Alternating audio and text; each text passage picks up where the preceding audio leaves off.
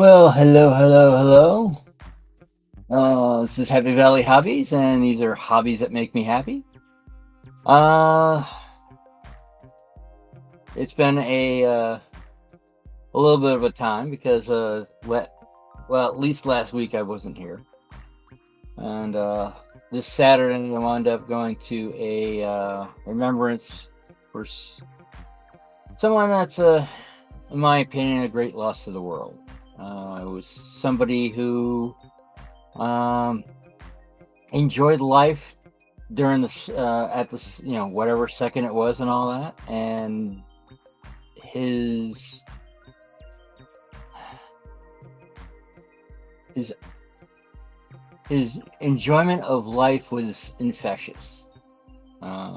Someone that never complained no matter how bad things got. He just kept on going. um I would have to say thanks for people who've come in.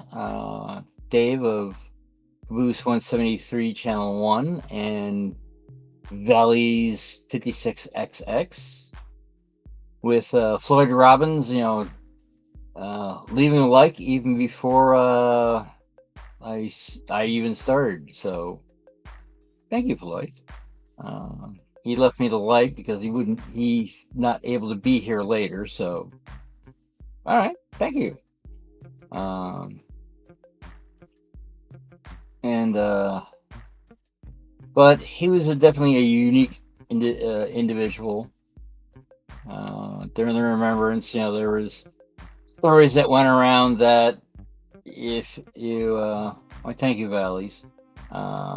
He was the type of person that if he, somebody was saying this one particular story and all that, and everyone's going like, "Yeah, that's Alan." Um, but he was definitely a force of the good. But it was somebody that you had to learn about, because when he was the type of person, when you looked at him, you didn't think much. It's only when you actually got to know him and all his quirks and all that that you happen to realize that this guy's a pretty much cool guy.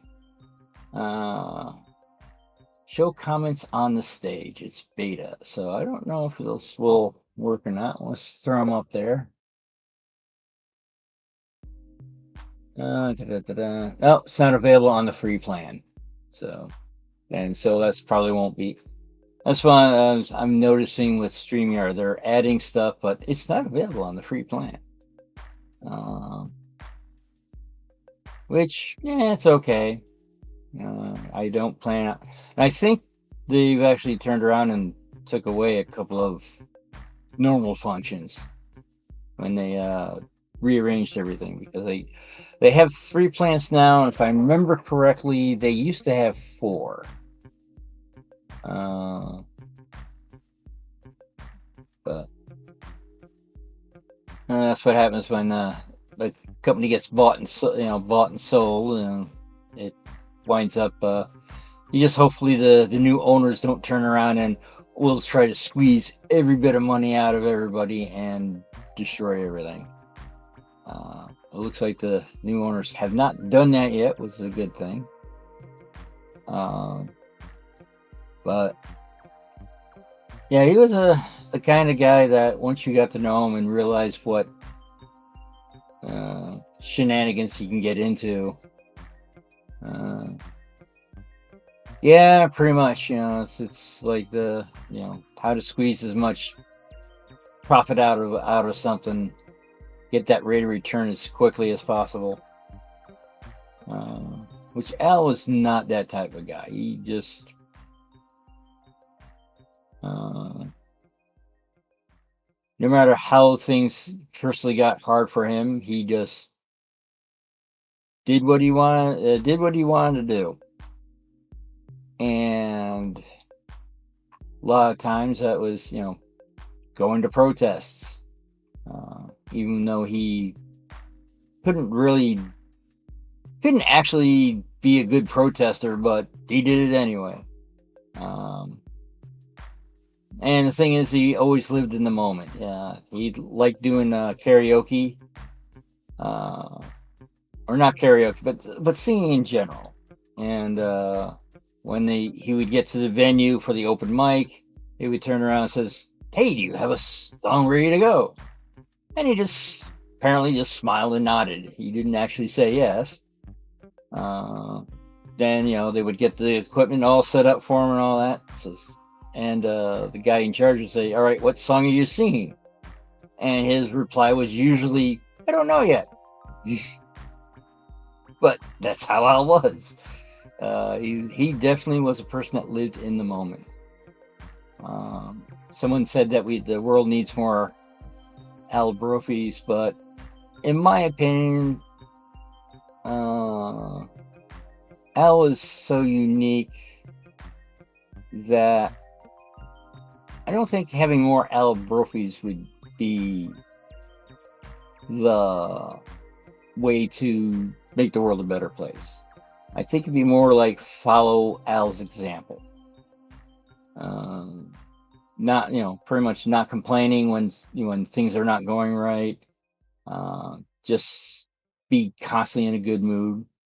Uh, and that's one thing I think of, in my opinion, a lot of adults uh, that's been sort of learned out of them, because children, they're just bundles of joy, because they when they're not in pain or anything like that, that's what they are. They're curious. They're doing this and they're just full of energy. Sometimes you want to take the batteries out of them, put into something more useful.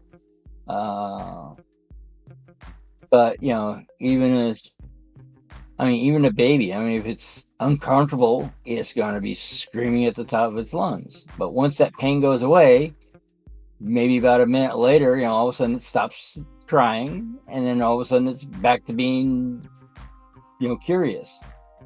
Uh, and if it's a relatively, if it is a normally happy child, they're back to being happy. Uh, and I think there's a lesson there. And that's what I think the lesson is learn to be a force of good in the world.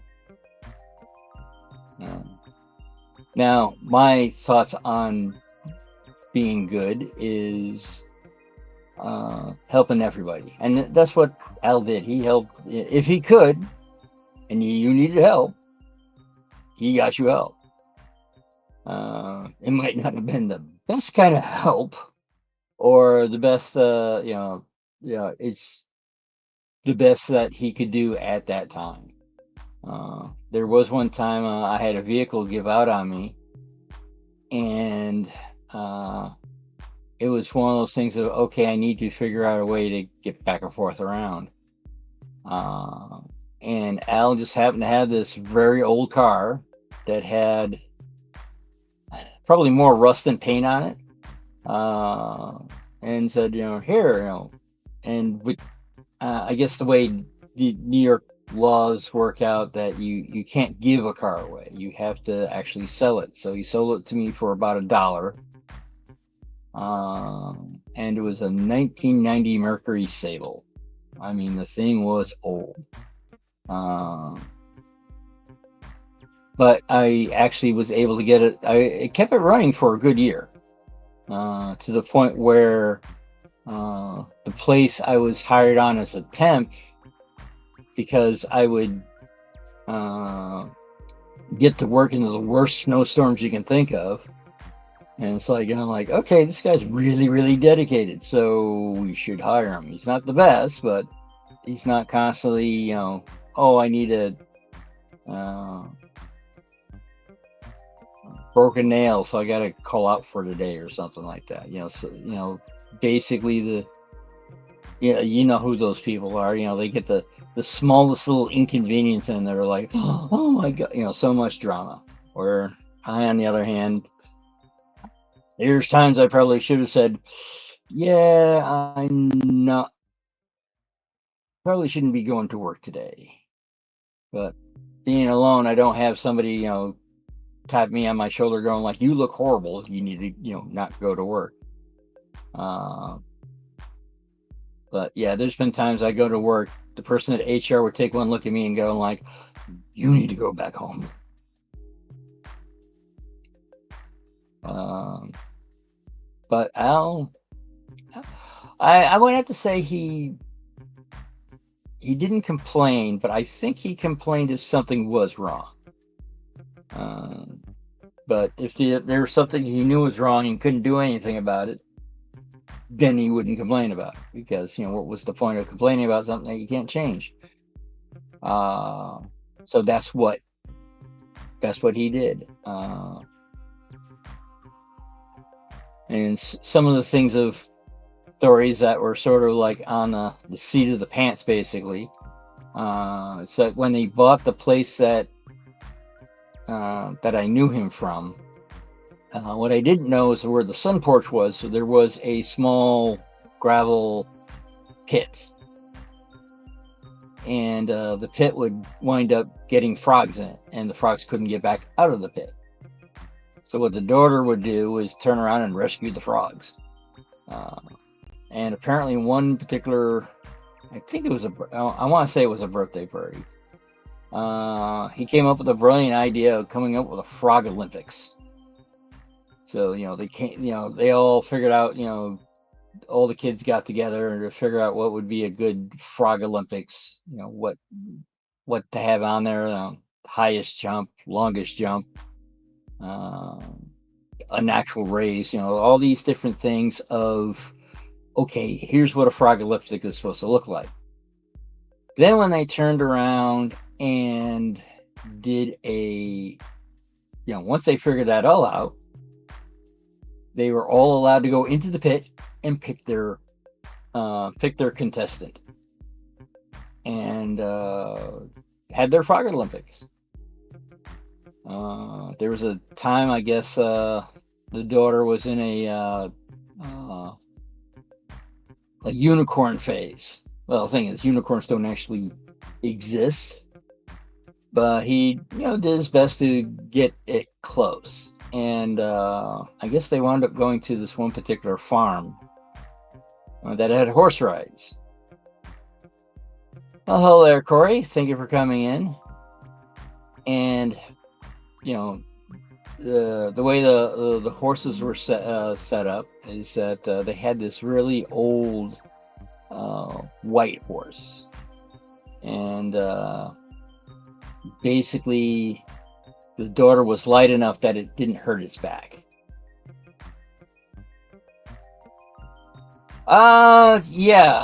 Yesterday I wound up going to a remembrance of a friend of mine that I knew for too short of a time, and I'm telling some of the stories this very unique guy had.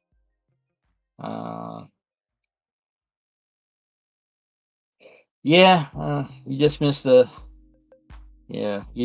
the frog Olympics story. Now I'm on to unicorns for his daughter.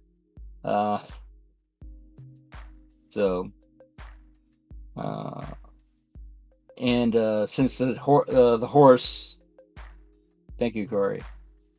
Better piece than pace, but Al was the type of guy that he was the type of person that he didn't let anything bother him.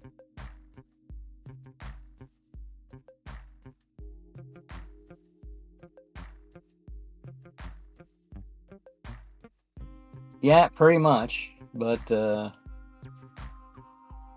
what had happened is that I guess since the horse was very old, apparently they let him buy the horse, and they brought the horse home. They refixed the I guess it was originally a chicken coop, so the horse can be in there, and I guess she had the closest thing to a unicorn.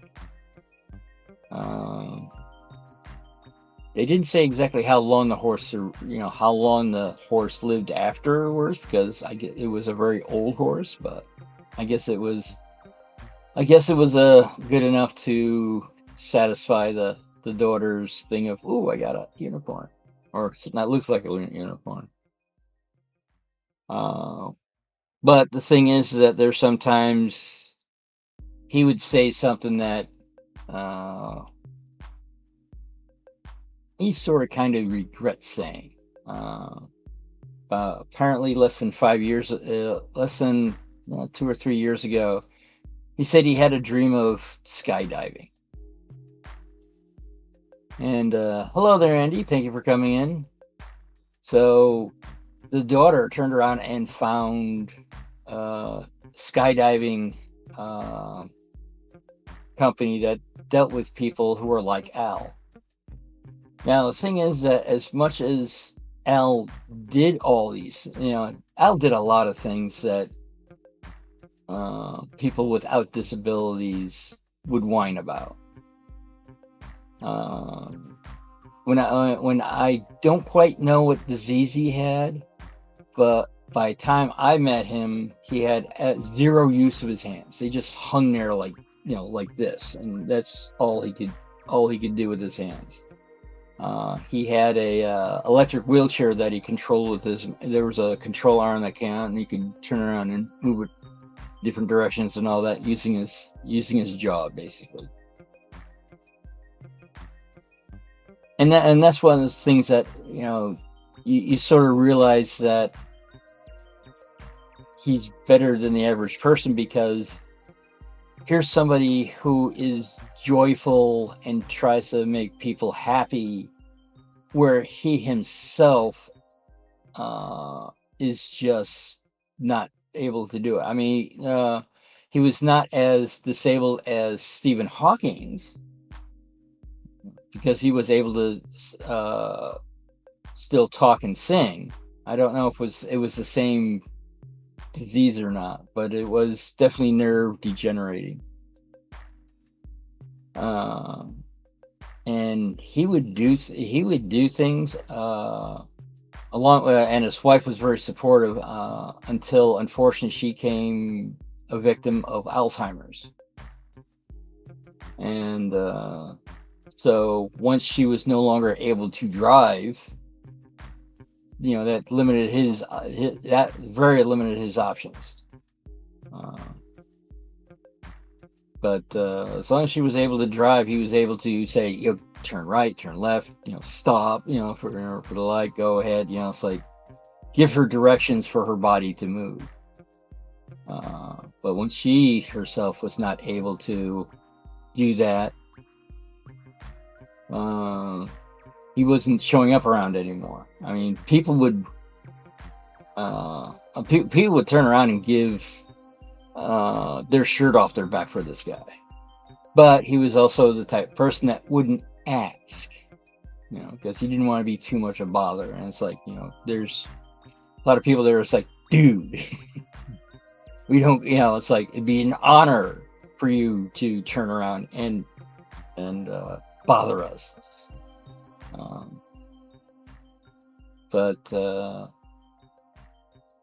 I would have to say what I've come across at the remembrance and hearing all the stories that he did throughout his life has made me think a little bit. Hello there, Fisherman's Lodge. After hearing the stories of what this guy has done over the years, it's gotten to realize that not necessarily someone at the remembrance saying we need more Al Brophies. My thought is that not necessarily be Al Brophy, but be the best version you can, and help out as many people as possible, because we all have we all have different strengths, we have all different weaknesses, we all have different quirks. So trying to replicate what Al did would be very, very hard. So my thought is that try to take what he did and try the best that you can be. And that's one of the reasons why I use the tagline when I come off here is I think the world needs more love. Find your passion, add some silliness to it, and spread it around. And Al pretty much embodied that. It wasn't my intent to for that tagline to sort of represent him, but it's one of those things of at the remembrance again, like, yeah, that's pretty much what I'm trying to spread. Digger and Jerry sent me here. Oh, why? Thank you. I gotta turn around and let them say that their message has been received. Right now, I'm talking about somebody that recently passed away, which is not something I normally do. Normally, I build model train stuff, so don't use this as what I would normally do. Actually, maybe I'll switch over to the other camera or show what I normally do. Camera, done. Yes, here we are. And move the chair into a different position.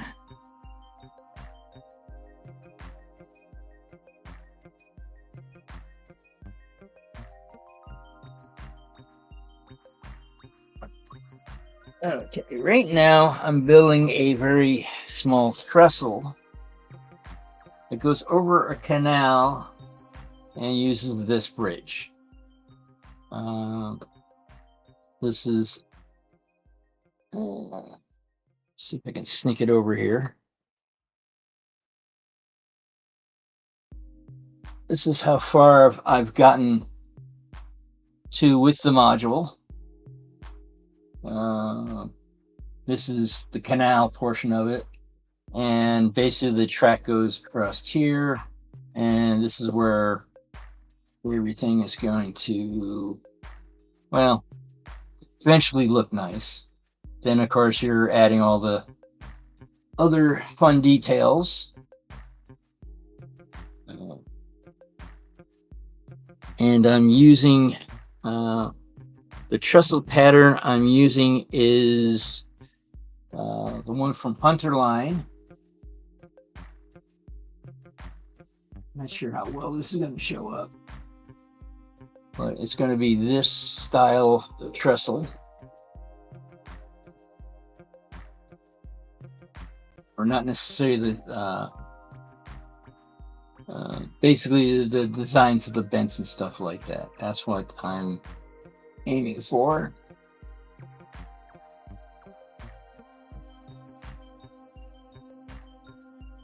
And I've had a mystery number 11 appear from nowhere. And it looks like a sharp blade, so that's odd.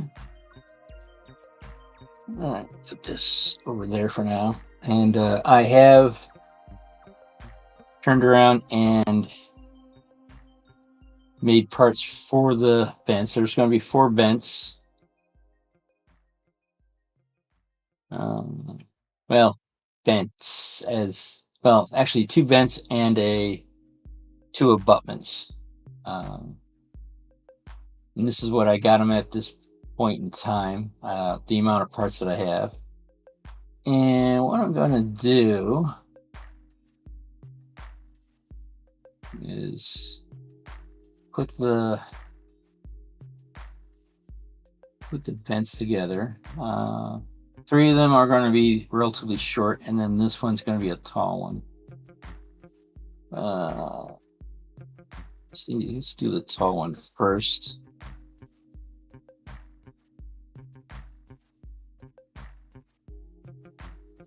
Now this is, I got set to the gauge of the track, so I sort of kind of want these bents, which are going to be directly above the track, like that, and then add the other bents, which are going to be angled on the side.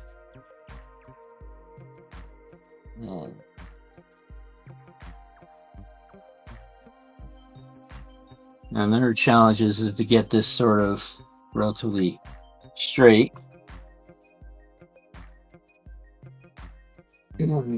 Actually, I just thought it was. Realized I forgot one silly thing. Right back.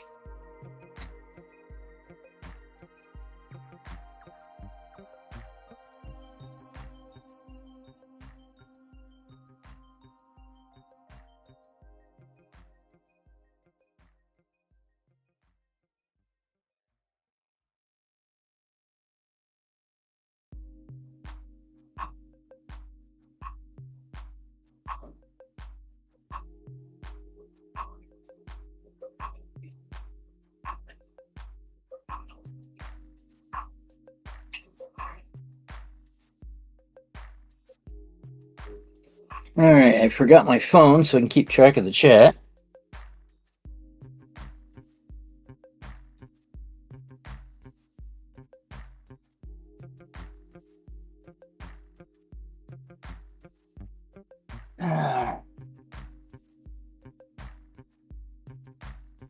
This will go this direction for that.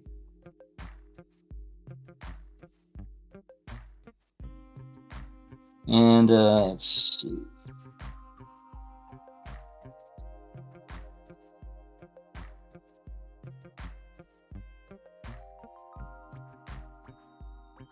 Let's see, that's that. Looks like to be 3/1/10, so that would be 5.5. 1.5.5. Well, so let's give that a mark to sort of show the center line of where stuff is. You do it to all the pieces.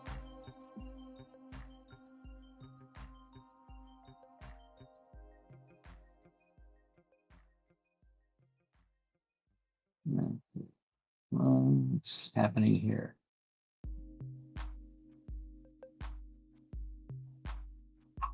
No.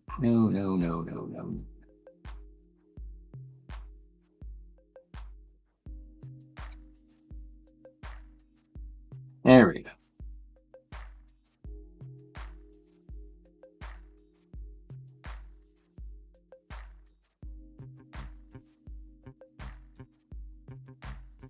Well, that has a center line in it. This has this is not.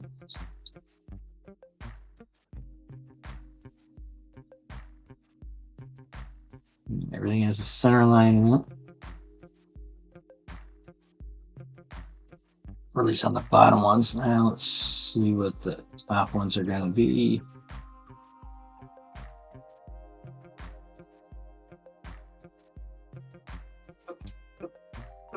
Looks like just under 2, so we'll do that there. And then mark these.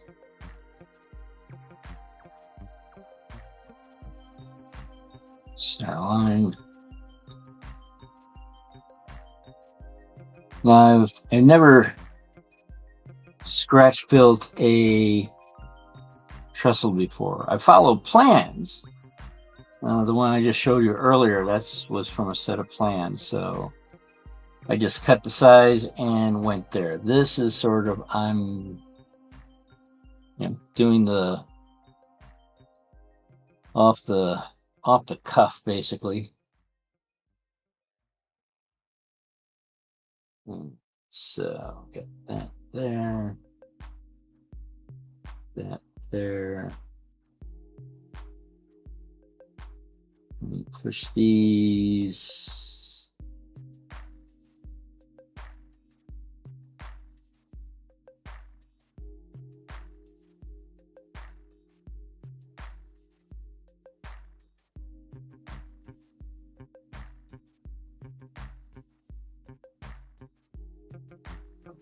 that will work there.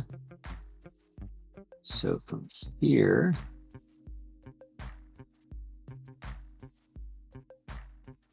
we'll flip that there. It's all in the same setup there. We'll use this as a hold.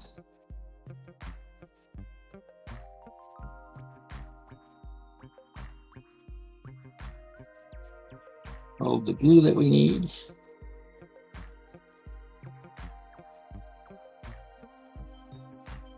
Grab an ugly toothpick. And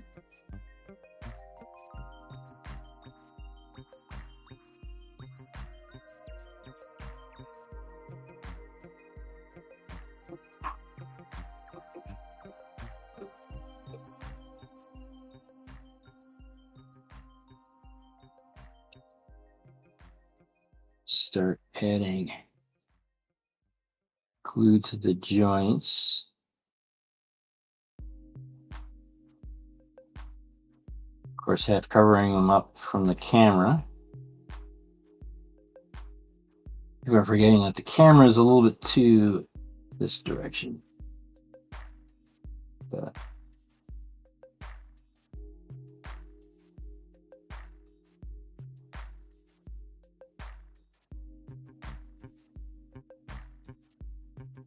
sure those are straight.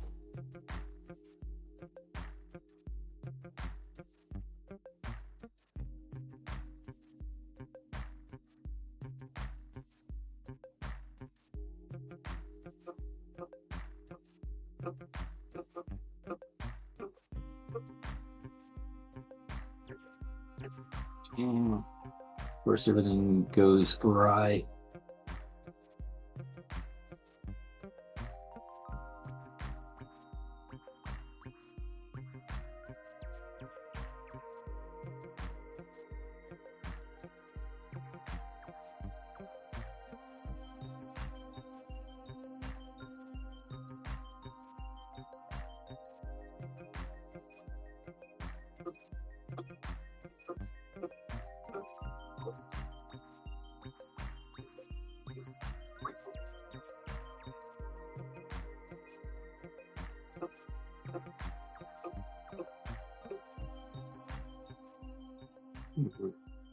Well,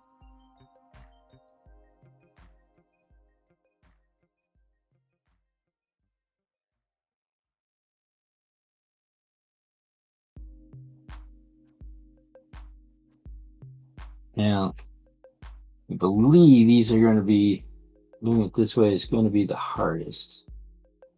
So there's nothing really there.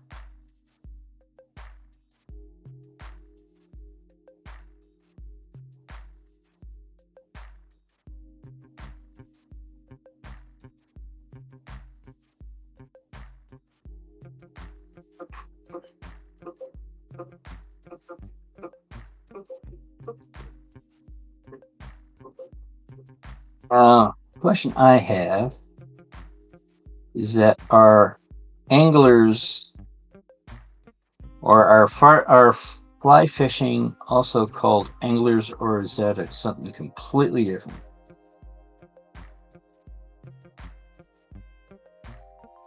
Because the reason why I ask is that because Orvis, company that specializes in fly fishing, is a local manufacturer.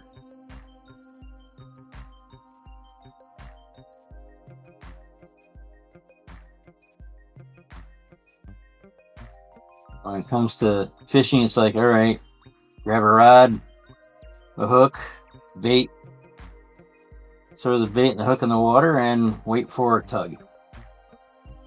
That's pretty much anglers throw them back. Gotcha. Fishing is eating, angling is. So, all right. So it's not necessarily has to do with the style of the style of the fishing or angling. It's what you do with the fish. Gotcha.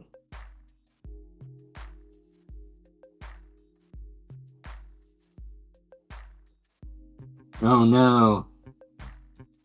Now, are you the head of the committee or just on the committee?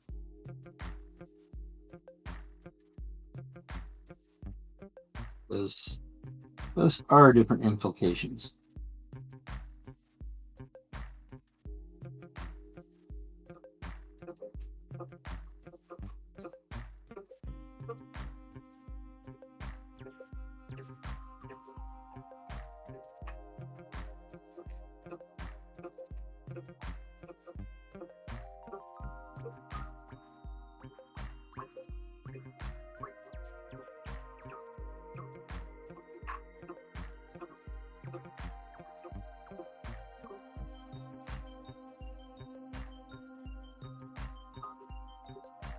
That one of the things of being on a committee is that, well, you have to sort of kind of share the power.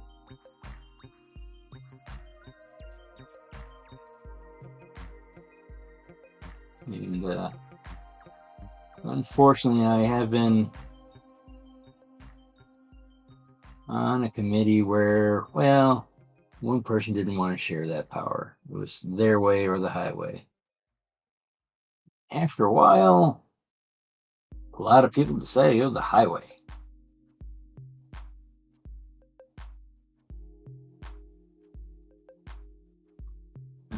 Because this particular club, the things were no longer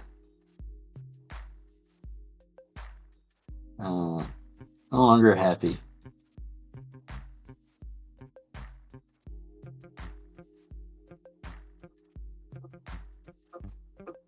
Ooh, sounds delicious.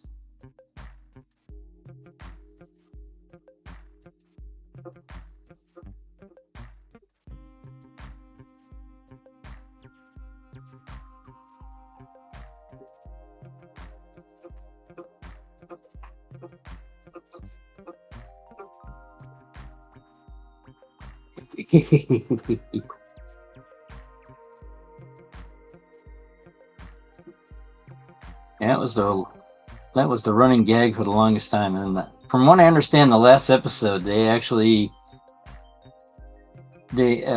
what Pinky was thinking or contemplating was exactly what Brain was contemplating, which was that Pinky was probably not contemplating what Brain was contemplating. And they turned around and basically said, "Wait a minute, you are contemplating what I am contemplating."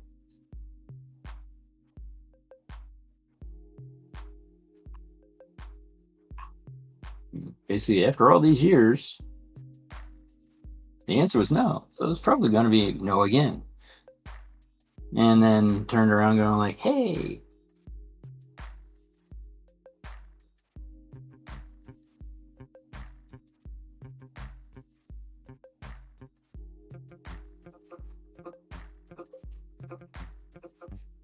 yeah, that is one of the, I don't know, it seems that for every model train club had the sort of this similar issues of attracting new members. And a lot of times one club I belonged to, I was towards the beginning, I was one of the, technically I think I was the third member, but well, they had the sort of opposite problem, because social eBay was starting to become a big thing. But the thing is that what had happened is that the guy who started the club was constantly wanting, it's like, oh, we should have hand-laid track, this is a modular club, hand-laid track bed, full signaling, uh, DCC. This is when DCC wasn't quite as great as it is now. It wasn't as reliable. And then you had the older set going like, no, we need to have, we must have DCC just to make sure everything works properly. They were aiming for reliability, not bleeding edge technology. Go with works, not what might not work. But the thing is, a lot of the things that and unfortunately, what it wound up, we the older people finally figured out that it wasn't a club. It was more of a, hey, let's have people build my layout, and that turned off a lot of people. So the older folks decided to go their own ways, and the younger people decided to go their way. I wound up keeping up with the older group, and the younger group. There's so much infighting that they actually wound up leaving the hobby because there was just so much fighting, anger, and all this stuff and all that. Whereas the older group, a lot more composed, can turn around and go and like, all right, yeah, this is not working out the way we want to, but let's get things done. And eventually we did wind up also getting some newer folks that were more into operations than just running stuff around, and they got annoyed with the guys that were just trying to get people into the hobby. So they decided, okay, well, they broke off, made their own layout, but they wound up going to Primo. They wound up going the Primo route. So it seems that they're relatively having the same success we are, so good for them. I mean, personally, I like operations, but I would have to say in a public setting, that's hard to do. Okay, looks like these are dry enough to here. Now, the challenge is doing the bents.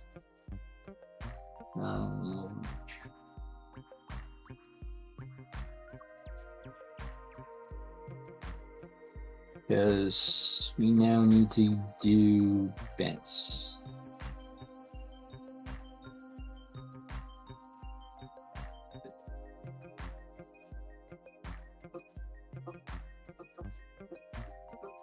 Values, I would have to say that's what I guess we were aiming for. To running anything because I would have to. I almost want to say going with Thomas the Tank Engine was, I think, the only rule not to go that unrealistic. We were aiming for doing basically midsummer Northeast Railway. That was influenced by Ken Patterson's railroad, which I think was the Midwestern Modular Club, I think, where basically when you joined the club, you had to agree to that particular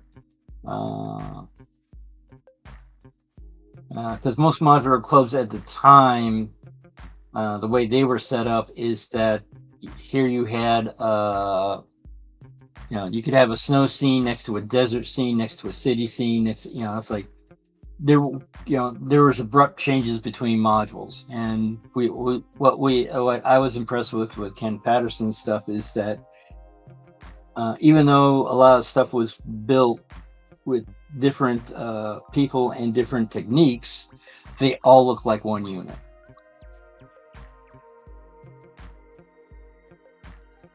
Okay, so here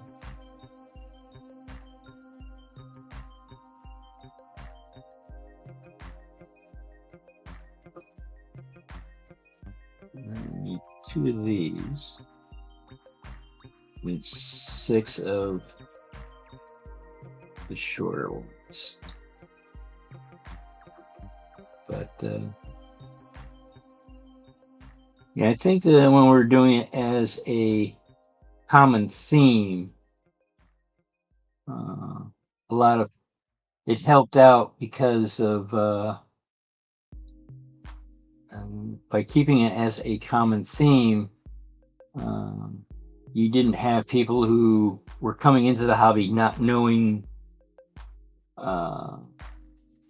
what to do. And it's like, it's like, hey, we're doing the Northeast region. Not necessarily any time frame.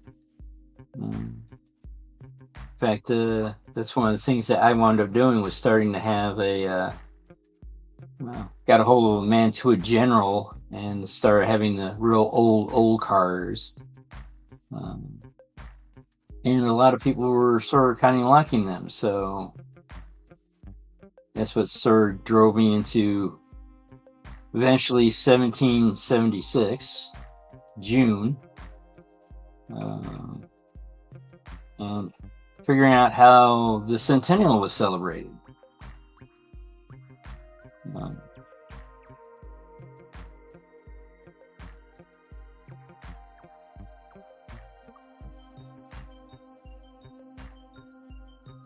Which was definitely, the centennial was celebrated differently on the railroads than it was during the bicentennial. The bicentennial was more corporate, whereas the centennial, it was more individual. It was more done by the crew, because the crew was in charge of, they were responsible for the equipment. So that's why you look at some of the pictures of the time, and you had, some of the locomotives had like simple bunting on them, and then there's other ones, sort of like Christmas displays today. You got ones that are like very simple store-bought things, and then there's ones that are, just way over the top.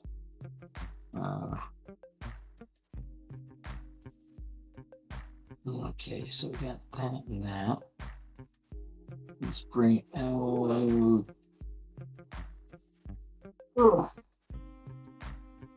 the Ultimation Sander, and we'll figure out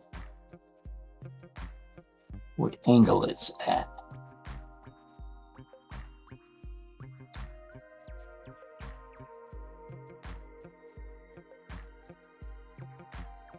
Put that down.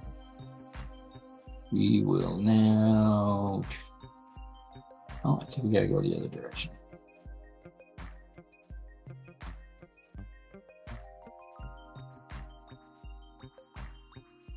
This direction we need to go. Okay then. Looks like it's an even 70. So come in here with this.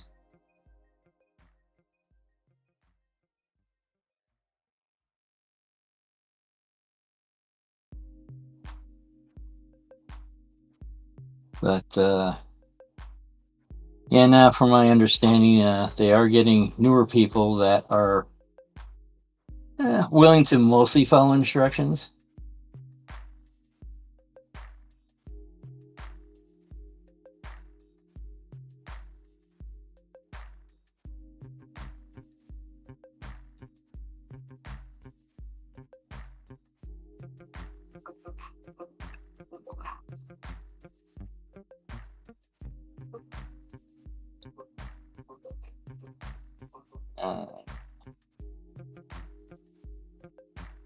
What is this fit? Might have taken too much off. Yeah, it's no longer 70 degrees. Ah.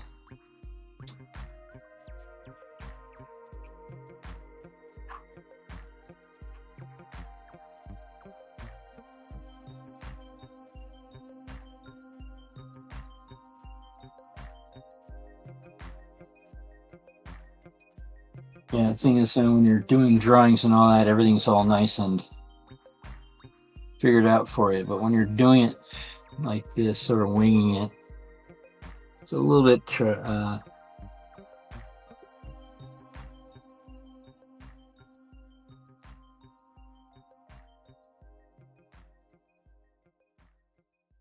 Yeah, I sort of agree with you that on Andy. But then again, unfortunately, that's how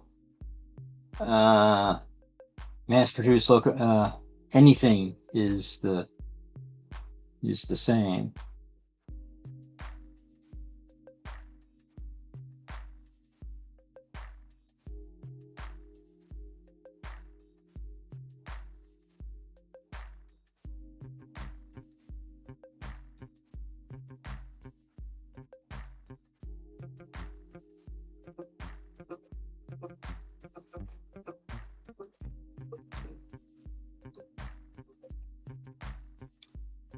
It's one of the reasons why steam engines had their own quirks, because they were not done on an assembly line.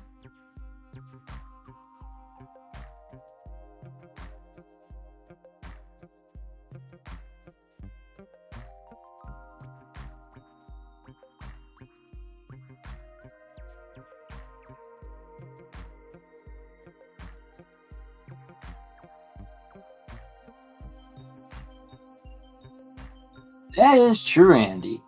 That's one of the reasons why I like doing the 1870s, is because I can do a scale I can do a scale length train.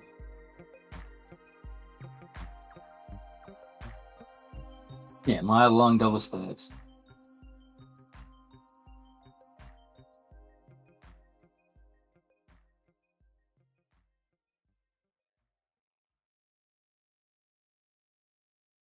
This is going to require a lot more.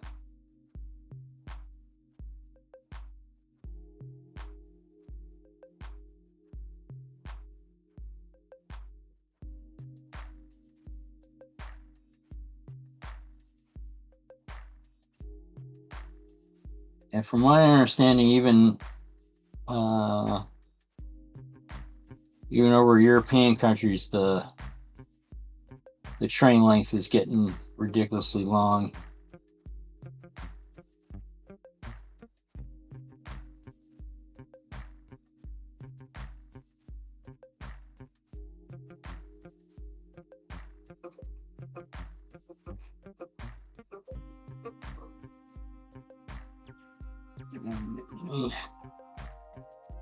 Put this over. All right. It looks like I'm going to get one vent in, and that's about it.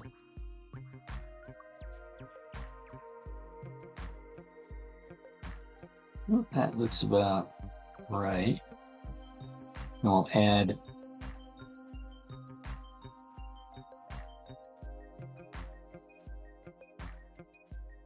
see about adding another vent there.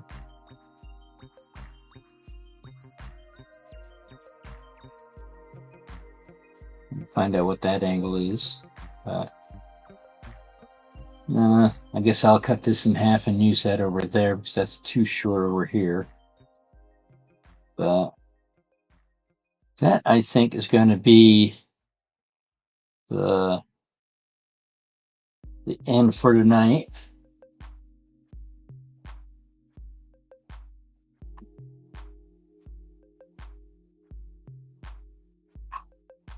Yeah. Yeah, once you start getting way past 25 cars, well, you start going to be needing a very large layout.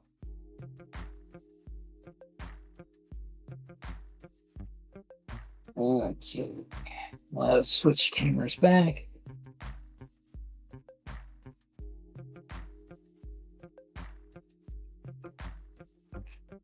Okay. Well, oh, yeah, that's one of the things is that we're doing a lot of things that are. Okay, there we are. I'm like, it flashed and then something else happened. Uh, yeah, trying to do modern stuff is getting harder. I mean, the locomotives themselves are so long. I mean, I got if I could turn around and take the steam engine that I got and add a bobber caboose, it's the length of a modern locomotive. All right, thank you, Andy. I was just about to ask who is on Sidetrack Sunday. John, the Skykill Valley. Can't think of the name at this point in time. But yeah, it's I guess his nickname is John too. Yeah, the fiddle sightings are never long enough. And I think, unfortunately, that's what happens to a lot of. I think that's a very old complaint. Even when I first was starting to do, back when modern was DC only, there were some sound systems, but they were very, very odd and required putting, I think, the sound through the rails or something like that. So all the steam engines all sounded the same, even though they were supposed to be different. But yeah, even back then, it's like, oh, the sidings ain't big enough. The sidings ain't big, because the trains, they were much shorter, but they're still. Thank you for that. Putting that link in there, Andy. Thanks. Yeah, it's because of that. The length of the trains were there longer, but at least they were a little bit more interesting because they were more boxcars than containers. Containers, in order to be compatible with everything, have to look the same, whereas boxcars, all right, they can, they just need to worry about the basically the wheel sets and the couplers on the end and the braking system. So there was a little bit more variety. Also, the types of boxcars there were, but I think even now everything looks the same. Excuse me. I think. I mean, I personally can't tell the difference between modern tank cars. They're all the same to me. Well, hello there, Andy. Thank you for coming in. I am getting ready to stop the stream because Sidetrack Sunday is on, and John from the Skylar Railroad is yep, and covering graffiti. That what makes it unique. But the thing is that I don't. Well, graffiti goes a lot farther back. It's just that the graffiti was more temporary because they used to use chalk on the cars themselves for different things, but eventually the chalk would go away. But well, I would have to say, for everyone that has come in, thank you for watching and me reminiscing about a good man at the beginning of this, and I'm not quite sure if I'm going to be doing completing the bents offline or not. I'm not quite sure yet, but I might do that. So I guess I'll see everyone over at the Skull Valley Junction. You are welcome, Valleys. As I usually say, I think the world needs more love. So find your passion, add some silliness, and spread it around. Bye, everyone.